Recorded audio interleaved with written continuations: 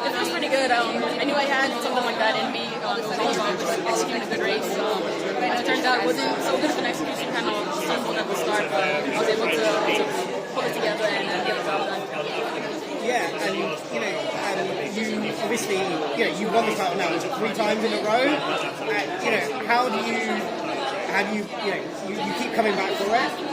What do you feel you want to do kind of next in terms of translating that also to outdoors as well and doing the outdoors in the same way? Yeah, I think outdoors are different beasts. They're 2 different events, and I think I'm well suited to indoor, and so I think the focus from here is just building up the ladder back in my race so that just in the back of the results.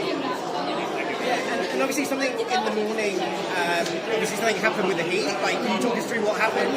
Yeah, so I think the starter was holding a little bit long, and so when it's like that, people get a little bit anxious, they're shaking a little bit, and then someone behind us did one of the clappers, and it sounded like the gun. So I think that made someone flinch. I expected them to call the race back, so when they fired it, I'm kind of just like, hey, what's going on? And they called it back. I think they did the right thing, because too many times that happens in races where someone flinches, they don't need the block if they flinch, and it does affect everybody around them. So I think it was good on the officials to call that back. Yes, and in that final, obviously there's so many quick ladies, there's the outdoor world champion, Devynne and P have been running really quick.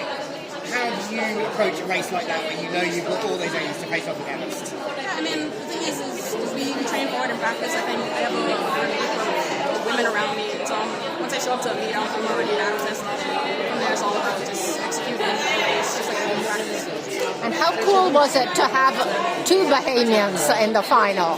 Yeah, it was awesome because it turned out well because Tanisha was able to get in because I won the bye, and so we were able to have a third person.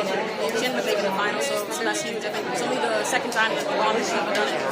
Yeah. This feels very similar to Glasgow 2 years A little bit, yeah. But in terms of yourself, what has changed over these 2 years coming into this today?